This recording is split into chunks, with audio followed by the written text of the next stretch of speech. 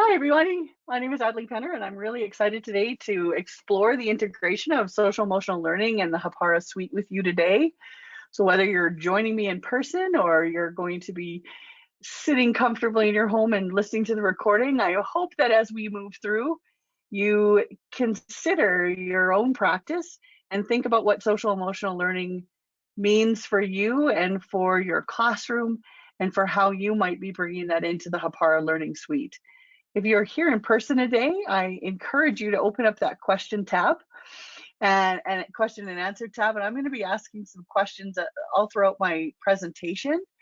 And I'll be asking you to interact with me if it works for you, to be able to let me know some of the things that you've been thinking about and perhaps noticing in your own classroom. And if as I go along, you've got some questions for me, I look forward to reading and responding to them as we move through our time together today. So as we look through how we're going to spend our hour together today, it feels like it's going to go quickly already. We're going to take a look at what social emotional lens means as an educator. If we're asked to embed social emotional learning into our classroom, we need to have a mindset and a framework for which we work on that. So we're going to spend some of our time together today exploring what does that lens look like in our practice? What does that mind shift look like so that we can integrate social emotional learning into our practice? And then when we think about how do we operationalize that, we're really lucky that we have Hāpara, and we're going to be taking a look at the three different parts of Hāpara, our dashboard, highlights, and workspace, and look at how we can be putting our social emotional learning mind frame and mindset into the way in which we engage with our learning management system and our students together. So that's what we're going to be spending our time looking at today. We can't have a conversation about social emotional learning without, of course, looking at our CASEL description. CASEL.org, I'm going to be mentioning it several times during our presentation today, has been a long time component and as well as the foundation of our understanding of social emotional learning around the world. And so I think as we define and we set some groundwork for what social emotional learning looks like, we need to create some common language. And I'm going to be using CASEL through the conversation to create that common language with you. And so if we look at a definition of social emotional learning, and we consider it an integral part of education and human development, really it's a process through which all young people and adults acquire, apply knowledge, skills, and attitudes to develop healthy identities, to be able to manage their emotions, achieve personal and collective goals, feel and show empathy for others, establish and maintain supportive relationships, and make responsible and caring decisions. So it's a lot. There's a lot of parts of social emotional learning. And then when we think about that integration into education, we as teachers and principals get to spend all day with kids. Sometimes COVID makes it look a little bit different, but sometimes we spend more time with kids than their parents do. And so what does that mean for us as we create environments for learning? We think about task design that will help achieve personal and collective goals, so that we have students who learn and are happy for others and are happy and cheer on others' successes. And that creates an engagement for them to be able to move forward and have their own success, to be able to show empathy, to be able to think about what it means to walk in somebody else's shoes as we are going through our routines of literacy and numeracy, which sometimes tend to dominate our conversation. We're concerned about a math score, concerned about what did I learn. What if we took that rigor of learning and combined it with a mindset for social emotional learning? And I think for me, this is on my personal journey, like many of you around the world, I have thought about how do I translate my own thinking, my own wondering about the world into my practice. And I keep coming back to Carol Dweck. Those of you who don't know Carol Dweck, she is the primary person who started to be able to articulate what does a growth mindset look like, feel like. And when I started to think about my own practice, about where can I grow, where do I learn best, where can my students learn best, it consistently came back to something that now we call a growth mindset. We need to be able to be open to learning, to think that learning is possible, to be able to know that if I roll up my sleeves and I really work at something, I can improve my practice. Because if I don't think that growth and improvement is something that I'm capable of, or that my students are capable of, if I think the way that they came to me, that some of their socioeconomic status, that some of the pieces about them limit their ability to move forward, I now have limited not only the opportunity of my students, but I also have shifted my mindset and how I will engage with students and how I'll provide learning in the classroom. But for me, I knew that I believe that all kids can learn. I believe that all kids are possible of amazing things. And knowing that that growth mindset was my framework as I started to think about differentiation in my classroom, social emotional learning, other pieces, they became not one more thing I needed to attend to at 2 o'clock on a Friday. It wasn't a, oh, I better slot in some time for differentiation. Ooh, I gotta do this thing on SEL. It became, well, if a growth mindset is the foundation of my classroom, social emotional learning, all the other things that I think are possible become part of that mindset. So that rather than moving into differentiation and thinking, wow, this is going to be a lot of work. I've got to have like 5 different lessons for every kid. When you have a mindset for growth, you think about in that moment, what does that student need to be able to be successful? So I don't come with a whole bunch of different lessons. I just in the moment attend to my students. I attend to where they need to go. And I think about how to embed some different pieces and different pathways for them to get from A to B. And when we think about our growth mindset being part of social emotional learning, it becomes that same lens as we just talked about with differentiation.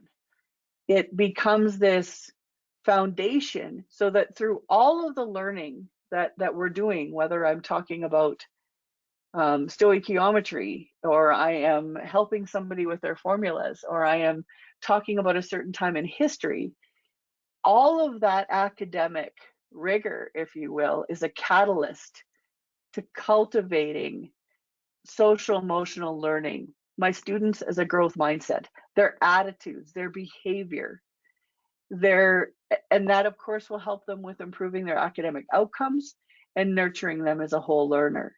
And so I invite you today to come on that journey with me and think about your mind shift. What does an SEL educator mindset need to look like? And then how do we manifest that into our classroom? And so as we move through that, I want to share a little bit about how that framework can work together. You're probably already seeing it, and you're probably already thinking about it a little bit. But I do want you to go on a bit of a journey with me today. And so I've already spoken about Carol Dweck, and I ask you to please take a look at her work. She talks about in a growth mindset, people can believe that their most basic abilities can be developed through dedication and hard work. Brains and talent are just a starting point. This view creates a love of learning and a resilience that's essential for great accomplishment. We just sit on that idea that people believe that their most basic abilities can be developed through dedication and hard work. And we just said our CASEL definition of SEL, where we're talking about being self-aware. self-management, social awareness, relationship skills, responsible decision-making. You can start to see how those frameworks really smurge, and it becomes difficult for me to be able to think of them as two separate pieces. They're separate in terms of specific language, but how do we move forward without that growth mindset in our work around social emotional learning? We're going to have a little link for you just in a moment in our presentation here. But Carol Dweck talks here about that. What would we look at the characteristics? And I've chatted with you already a little bit about some of the differences between a fixed and characteristics of a growth mindset. And I'm not going to read them all for you here, but I want you to start to get a little bit of that culture. A fixed mindset will say that effort is fruitless. It doesn't matter how much I work on something, I'm destined to fail. I'm not necessarily going to get there. Whereas a growth mindset believes the effort is a path to mastery. In a characteristic of a growth mindset, I think that mistakes are part of learning. In a fixed mindset, I think they define me. And so if I think failures define me, how am I able to create a failure loop, learn from my mistakes and grow from them in a classroom? I can't. I shut down and I'm not able to move forward. Whereas if I believe that mistakes are part of learning and I continue to make mistakes and fail, I'm now creating a resiliency loop. I'm creating opportunities for my brain to problem solve and say, oh, I've come across this mistake before. I think I know how I can move through this.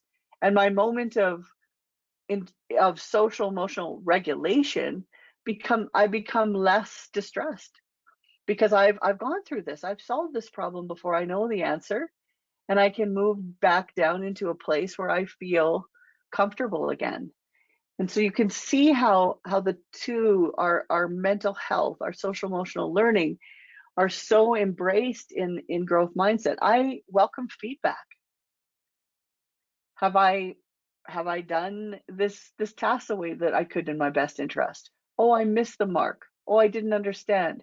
And I take that as an opportunity to learn and grow and fix that mistake rather than shutting down from that piece. And I think when we think about ourselves as teachers and we are going to support young people acquiring the knowledge, skills, attitudes to develop their healthy identities, we need to think about in our classroom, how are we contributing to their growth mindset? How are we helping them manage their emotions and be able to achieve the goals that they have for themselves and maintain healthy relationships throughout our process of teaching and learning, knowing when to leave them in that productive struggle because they are going to be taking that as an opportunity to move forward, and when do we need to come in and support them around them, knowing that some distress is important for their growth becomes then a catalyst to their productive struggle and building their own ability to make meaning of what is coming at them, whether it's academic, but of course their social emotional background that you've laid for them in that growth mindset puts them in a position of being able to do that and being that ready learner. Growth mindset is all forms of intelligent abilities. It means that when we've got that, all forms of intelligent abilities, skills, and talents are malleable. Because I'm coming from this growth place, I can shape and think about what my goals or talents are. I can shape what I view about myself, how I think about the world, how I'm able to view mistakes, how I'm able to move through setbacks. And we see that students who are able to embrace this growth mindset actually view a challenge as an opportunity. They're inspired by the successes of others, and they use them as an impetus to work harder rather than seeing somebody else's success as a threat. We know we've been in some school assemblies where talent days were tough because the kids in the school didn't want to share the things that they were good at because it wasn't communally celebrated. There wasn't a culture where we celebrated the skills and the talents of all of the people collectively in our building. We honored some things, but we didn't honor them all. Maybe we thought football was awesome, or maybe we celebrated basketball. Did we celebrate our academic rigor in the same way? Did we celebrate our musicians? Did we celebrate our artists? Did we celebrate our dancers in the same way? Did we celebrate all of our students in the same way? Or do we value one gender over the other? Do we value all of the folks who participate or just some of the folks that participate? All of those pieces come into shaping how we can move through and really support our students in learning. Because if we don't celebrate those successes, it's hard to have them in the classroom, because it's hard for students to be able to demonstrate and show that. And so we really need to have that foundation.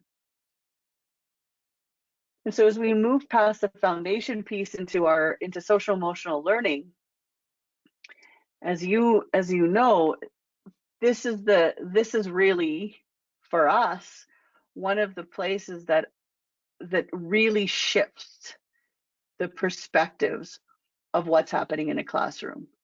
Because as we layer our social emotional development, as we start to layer these practices of creating opportunities in our learning for students to be self-aware, to reflect on what they're thinking about and what others might be thinking about, how others might view the same graphic. I was recently in a classroom where we were talking about the concept of home. What does home look like? What does home mean to you? And in this particular classroom, it was a fairly homogeneous group of folks who had been living in a small rural community in Canada, and their view of home was actually quite similar. And then we started to show pictures of different homes, and one was a home of a refugee camp, and it was fascinating to watch students start to think about home as this different abstract concept around what other people might feel as home, where other people might feel safe, and do all kids feel safe in their homes. One of the students was really interested. He was looking at a picture, and he said, not all the power lines go to all the buildings. And it was a huge takeaway for him that there would be folks living without power. And they started to look at other pieces of that picture that showed what that life was like for kids who were their same age.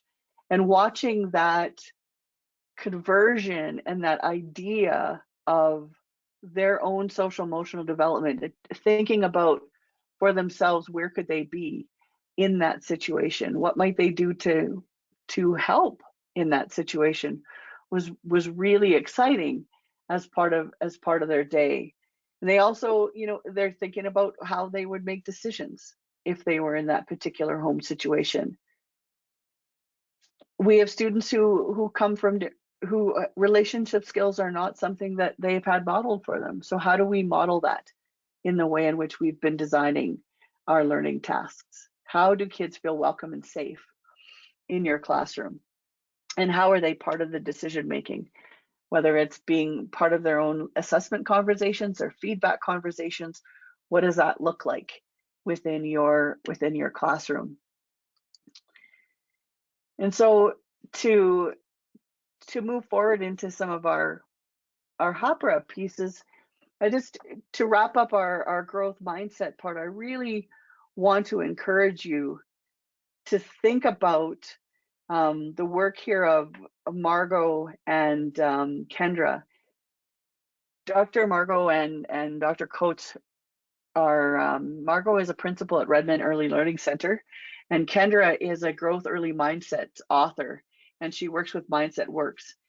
One of the things that I really appreciate about their work, and you see it here on the slide as their framework, is looking at how do we we know that the growth mindset has to be at the core front of what we're doing. It's really our foundation onto which we're going to layer over social emotional learning into our academic learning. So they become smudged. They're not something different. We don't think about them differently. We look at each time that we spend time with our students in academic learning, we consider ways to infuse social emotional learning into that conversation so that we can, again, have optimal learning for our whole learners, so that we're taking care of the whole piece. And one of the questions that I want to ask you today, and for those of you who have joined, if you feel comfortable putting something in the chat, I'd love to hear what you're thinking about it. But the question that I have for you, when you look at this and we think about one of our basic classroom routines, think, pair, share. So for those of you who aren't familiar with think, pair, share, I provide an opportunity for a student to think about an artifact of learning that I've presented them with. So whether it is a picture, it's a poem, a book, a formula, a particular science experiment, or perhaps a reaction that I'm having students interrogate, I ask them to think about something I've presented to them. And usually we give them about 5 to 15 minutes, depending on how long you have in your classroom and how you're framing it. And then we ask them to pair, find a partner, and we do that in lots of different ways in our classroom. And we have the pairs now together share what they were thinking with each other and share out, and then together start to think. And then we share as an entire group all of the things that the pairs were thinking. And we start to shape, and we use that traditionally to shape some collective understanding, take our collective wisdom, access prior knowledge.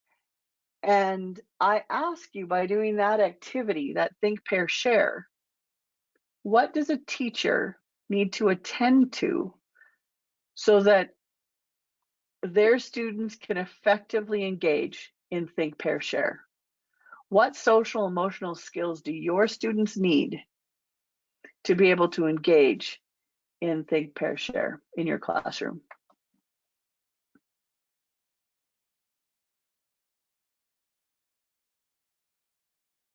As you're thinking about that, I'm curious about some of our other thinking routines. When you think about some of the basic tools that you're using, whether it's an exit slip, an entry slip, a graphic organizer, how have you attended to your students' mindsets to be able to focus on those steps, to be able to reach the goal of participating in that activity? Do your students feel safe to think and to really consider? Have they, and can they unpack, can they code and decode the work that's in front of them?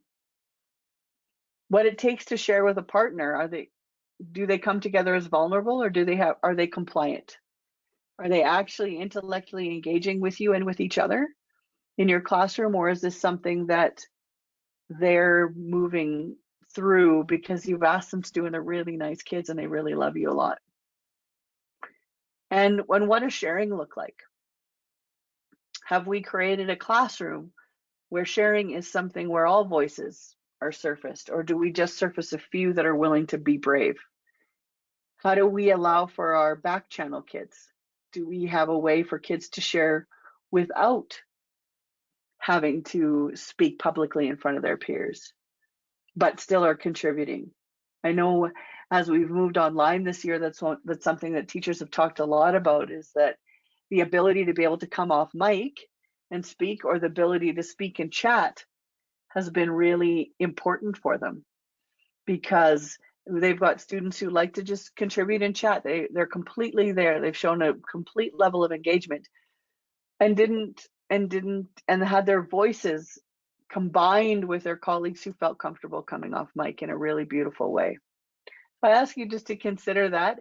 Hope you've had a chance to reflect a little bit on some of the practices that you're doing, and how have we, if they don't always work well, or they're a little bit tricky sometimes, think about what you can do to help your students shift their mindset and the culture of your classroom so that can shift with you. As we move into moving into our looking specifically at how Hāpara can help you, I want you to consider that a growth mindset is really a foundation for all learning, and that the reason that SEL learning can happen. And so I encourage you to think about that as we move into our Hāpara workspaces, and look at the dashboard and highlights.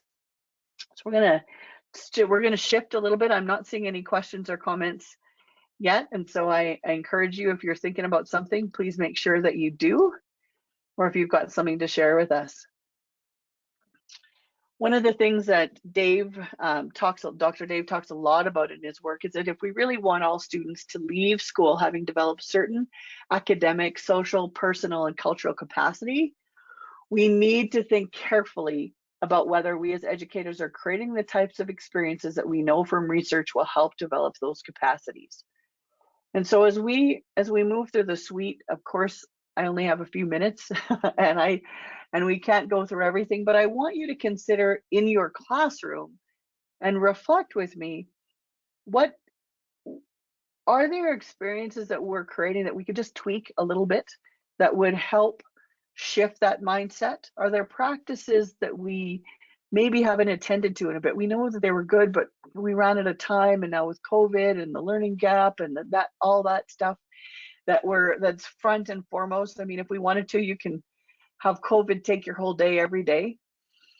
But what could we actually look at? And when we go back to our CASEL framework just for a moment, CASEL again talks a lot about what would, of course, for educators, what would a social emotional focused classroom, what would it actually look like?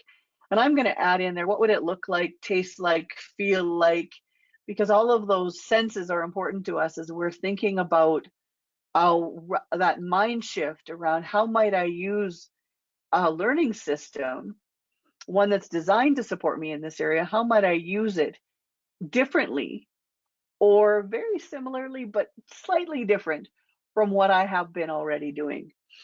And so what CASEL asks us to consider is that there are three components to our social emotional learning classroom.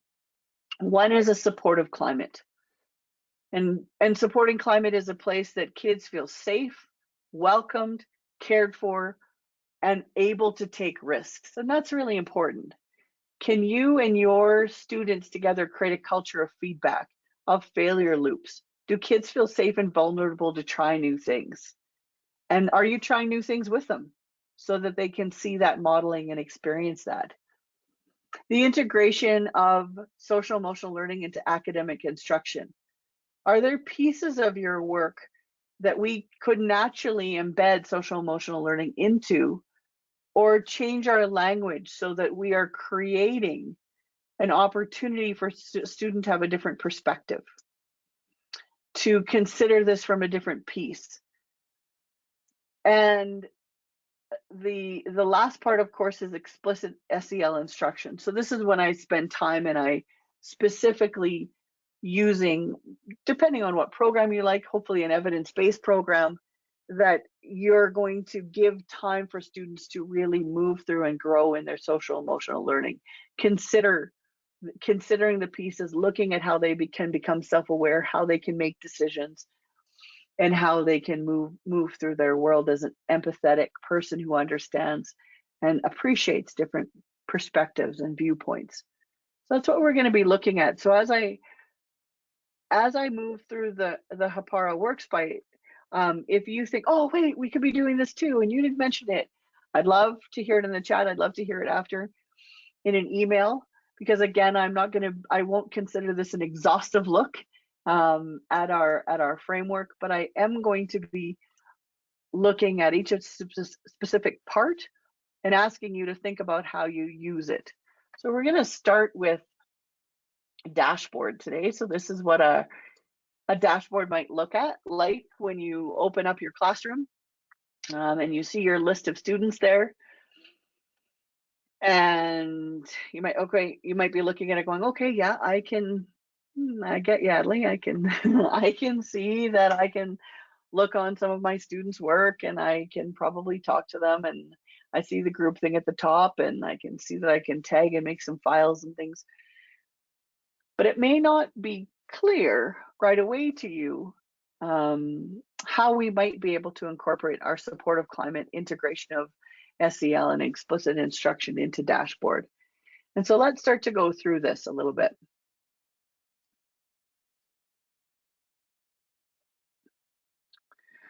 So when I'm in Dashboard, I can take a look at, and I can hover over one person's assignment, right? And I can take a look at when they've last attended to it, and I can go in, and I can start to create, as I've mentioned here, a culture of feedback, and that's really important for developing that welcome and safe community, but also embedding SEL into your daily work.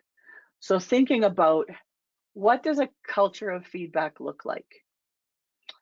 I can create some feedback by going into this document, taking a look at what my student is doing, leveraging all kinds of different technology to create a video to support my student. I can leave some comments, I can tag them. We know all of those pieces, but what does that look like with the SEL lens over? What am I, in that culture of feedback, what is my end in mind? Is my end in mind making sure that a student knows what all their mistakes are? Maybe. Is my end in mind creating a culture where students are reflecting with me about their learning and whether or not they have shown me everything that they know, understand, and can do with a particular curricular outcome?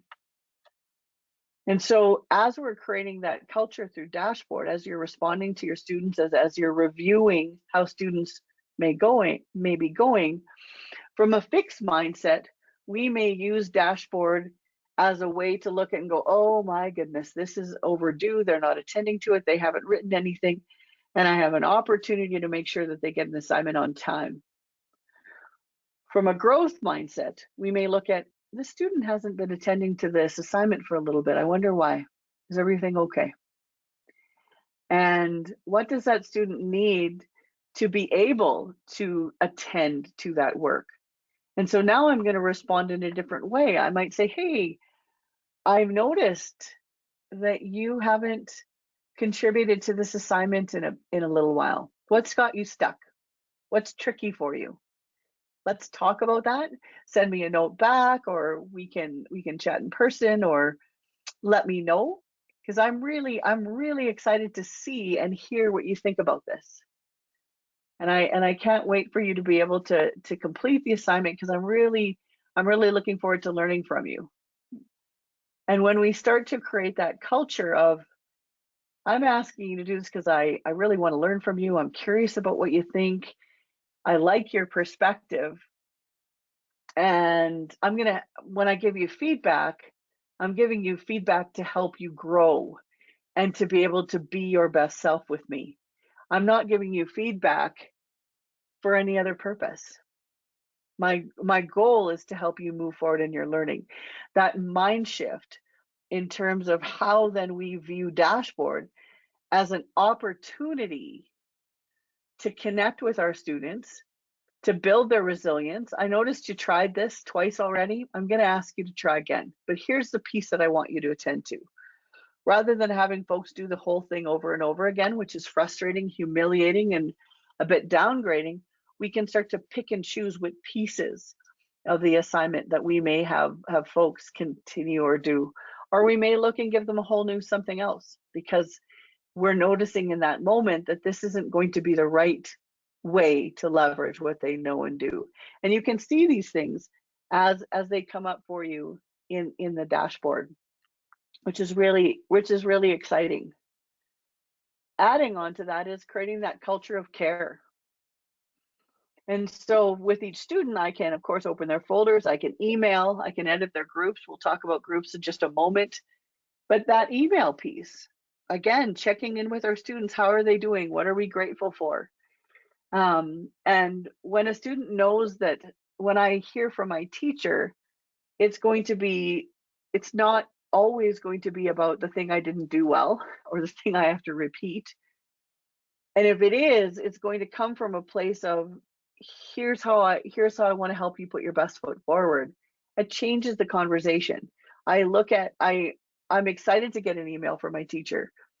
And we were working with a group of teachers in September. I wrote about it in a blog that's going to be coming up, and we were talking about how might we change the way in which we frame some of our Hāpara Workspace to have students feel really cared and warm and welcome back. Last year with COVID, many of our students were online or didn't attend, and it was really tricky. And for folks coming back, I know we all have a big different context. For some people are back in school, some people still are not, some people are doing a hybrid.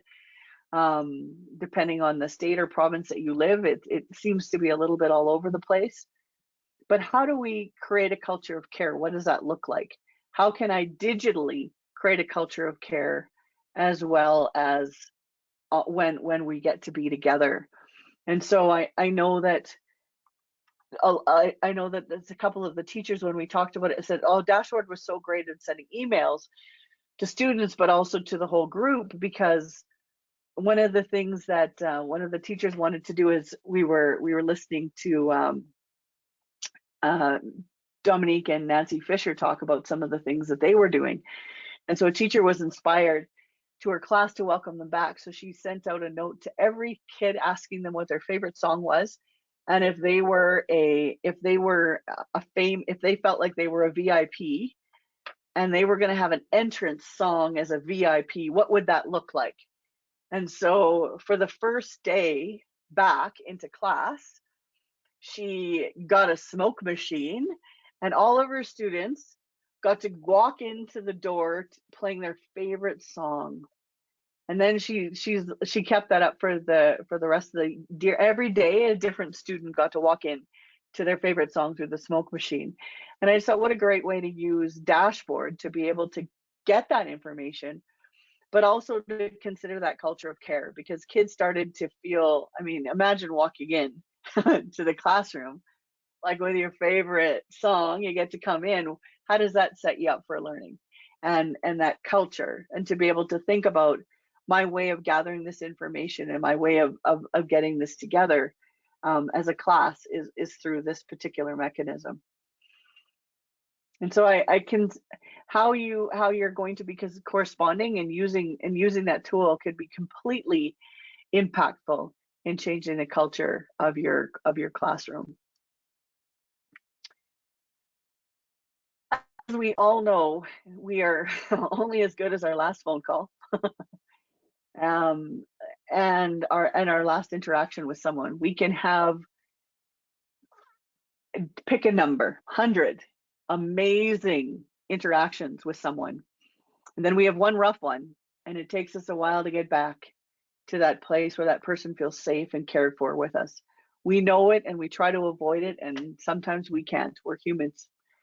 And one of the ways that I have noticed when I'm supporting teachers and looking at Hāpara and the dashboard is how people are choosing their class groupings and what they're calling their class groupings sometimes does not create a warm, welcoming space for their students.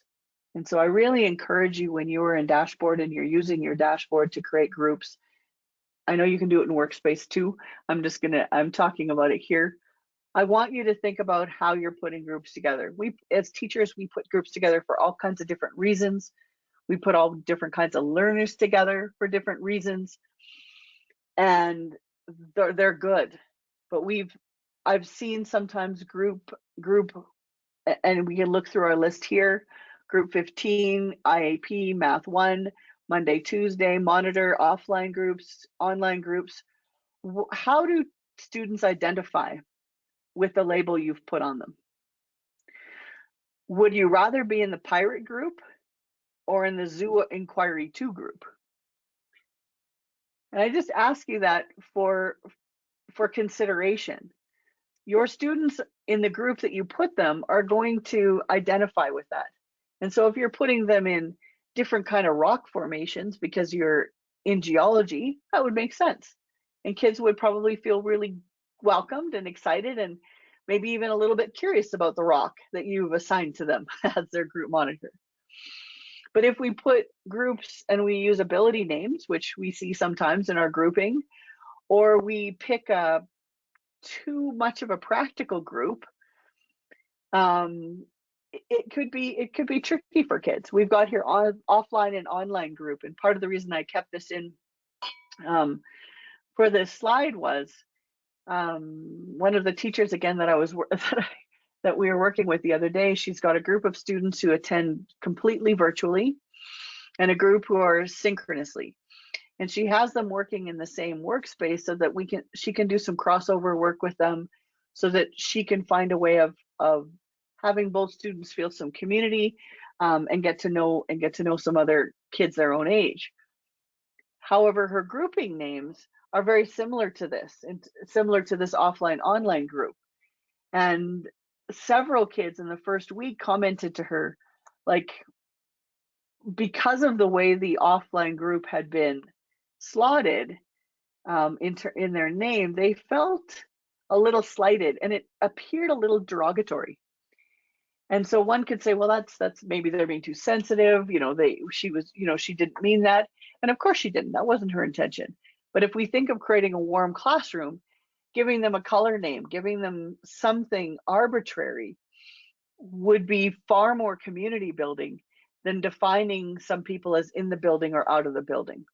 If your goal is to create community and bring people together, we want to look for ways in which we can be similar. And that, of course, fits into the social emotional learning of supporting how a student identifies, how they can empathize, how they can see the other people. Are they looking at differences, or are they looking at how are we classmates together? Is it just a campus that some people are together or not on?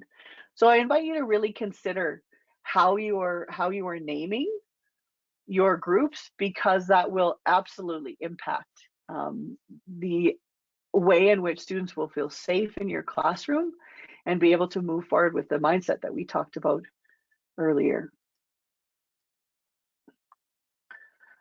As we already alluded to it in our last piece, and you know very well that fundamentally as a teacher, the job of education is human. It's about relationships. It's about how can we prioritize on our relationship? How can we focus on our connection with kids? And how can we, again, as Robert says in this quote here, we see over and over again the teachers feeling more effective and kids being more engaged and learning feeling more fun and effective when we've built that relationship. And one of the tools that we have in Hāpara that helps us build relationships, of course, is highlights. And the way in which we think about creating our digital citizens and supporting our students in their digital citizenship, in helping them problem solve, thinking about who they are as learners, what resources do they need to be connected with in their learning, is really important and significant to that social emotional work that we've talked about. And so I encourage you, as you start to think about your work and highlights, to really consider that mind shift of a growth. What would it look like to live and breathe and work in Dashboard from a growth mindset, but also as someone who is a social emotional practitioner? How might we respond differently? How might we think about using highlights as a coaching tool, as a way to help a student make choices that help them be their best selves? Because we have students whose their frontal cortex isn't done yet. I was going to show a picture of a brain in here. We know where our students are at. We know that they're developing their brain from back to front. And as they're doing that, they're taking some risks. They're doing some things as they're building their own metacognition. And so how can we coach them all along the way to live within their skins? And so, of course, that digital citizenship in terms of how am I a citizen of the world? Who am I responding to? How am I responding to them? How do I hear and think about what other people think? Am I only going to one place? Or am I having the opportunity to look at all different points of view and then consider what I might think? How are we molding and shaping our students through our work? And you're going to hear me say this again in Workspace, but I really like looking at highlights as a way of not only looking at how my students are doing and developing a relationship with them, how I speak to them, but also as a self-reflection of the resources that I am allocating to them. Am I creating resources? When we look at social emotional learning and implicit social emotional time, how many of the websites that I'm sending my students to have an ideology or consider other people's perspectives? How many of the resources that I'm using will challenge a student to think differently than what they had before, to consider empathy for over a different perspective? And that is part of our digital citizenship as teachers, to really interrogate our own practice here and look at where are we sending folks? Where are they ending up? And could I help them see another perspective from what they're looking at? So again, in our creating a culture of care, we could be looking at our friend James here, and we see what's on his current screen. And we might think, from a fixed mindset, I need to just tell him to get off and get him onto another website because he won't figure that out himself. Or if I'm creating a culture of care, I may speak to him if he's not in the same room with me, send him a note and just say, hey, I noticed that your page is not found, that you're a little bit stuck. What are you looking for? How can I help you get unstuck? And have him start to be part of that communication. What are you looking for? What are you working on? Where do you want to go? Helping him develop his own student agency, asking him some questions rather than making the decisions for him. Include him in that decision-making process for as long as you can. We all know we have some students that at some point we can't. We do need to make some decisions for them because they're not capable of it. And that's okay too. It's the language that we're going to use when we're helping them make those decisions that matters. And that's where that mindset for SEL comes in. How am I using this as an opportunity to have somebody have empathy, to learn in a different way? How can I leverage this for that student to feel that they are in a safe place, take some risks and do some things, because maybe this was a risk. And how do I embrace that if I just shut it off and I don't have that communication? I don't leverage our relationship to understand the choice that's being made here. Culture of feedback. When we have students that perhaps find themselves in a place where we're not sure they should be, or we're not understanding why they are on that particular website or looking at that particular piece, how do I leverage that as a place to provide some feedback and some self-reflection opportunities for students, rather than creating an opportunity from a fixed mindset of just simple correction? Help the student be able to sort out how they got here and use this as an opportunity for learning and for growing and for making different choices next time.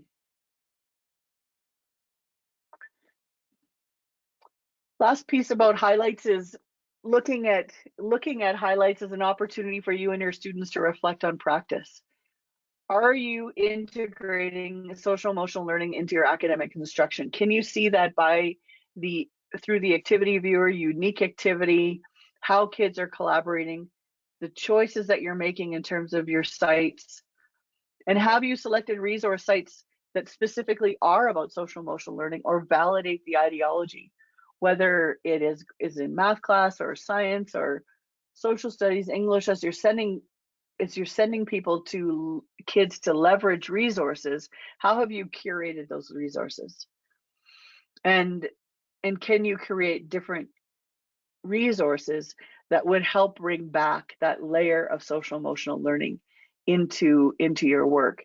And I really love highlights for this. I love it for the relationship piece that I can build with my students in communicating and coaching them as they're leveraging resources for learning. It's a great place to spend time with kids. I know you know that, and I'm sure you all feel the same way.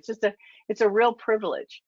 And so when we look at that privilege, how are we leveraging it? Are we doing the most we can as teachers, as practitioners, to layer in that value piece around social emotional learning into our common everyday language, so that doesn't matter what class we're in, but we're creating that common language? And that's highlights is a really good place to do that and to leverage. And so I encourage you to consider that in your own work. When we look at what is our goal in education, of course, we want to gradually release that responsibility. And we know the 4 steps. I put them in here again as a friendly reminder for you. As I'm releasing responsibility, I do, you watch. I do, you help. You do, I help. You do, I watch. How do we model that for our students?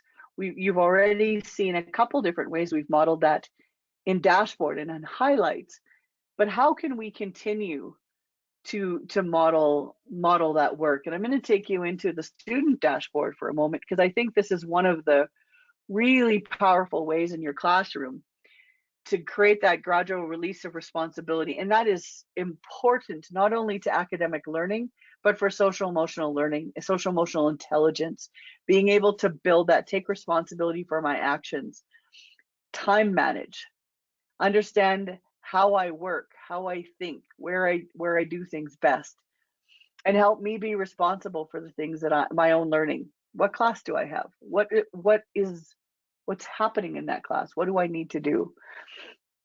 And so I encourage you here when you're looking at your student dashboard in terms of how you're coaching them to use it, because that's to think about due dates, for example, because as we're building that student agency, that is really one of the things that we want to look at. If we're not creating due dates for our students, how are they able to take responsibility if they don't know when upcoming activities are going to be happening?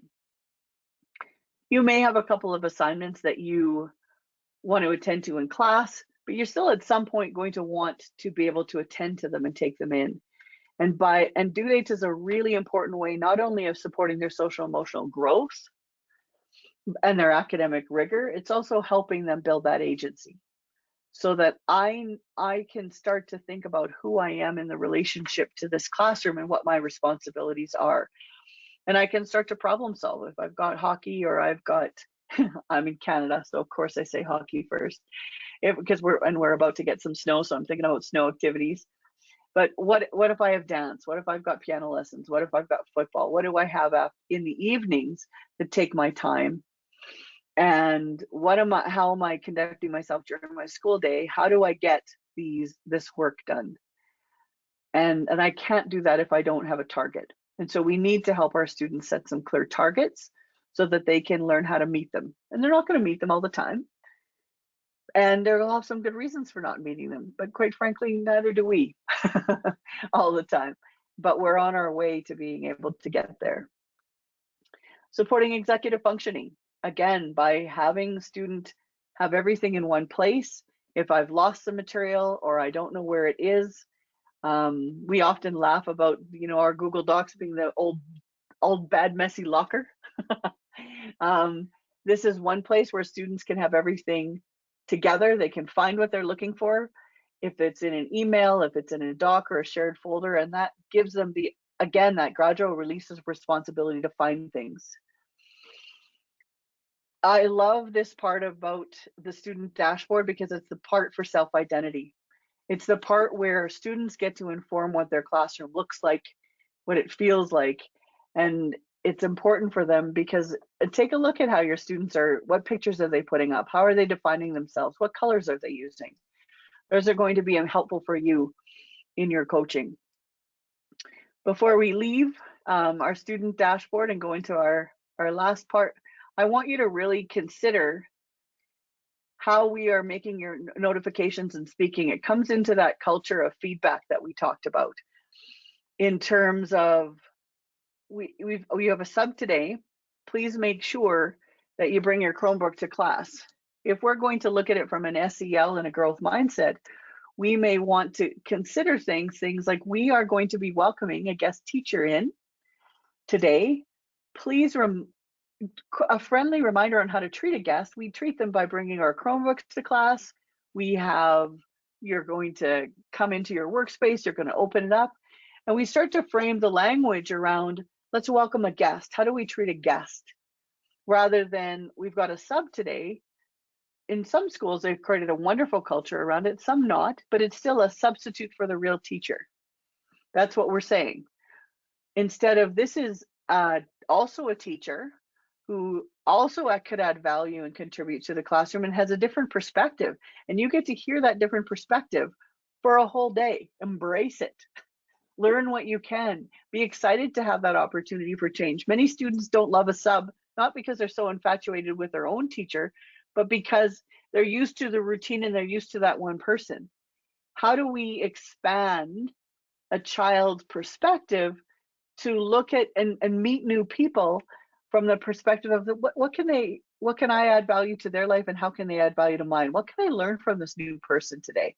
My teacher's gone and I'm sorry about that, but I get this opportunity. And so by the language that we use, even in our announcements and the way we frame things, makes that difference and creates that opportunity.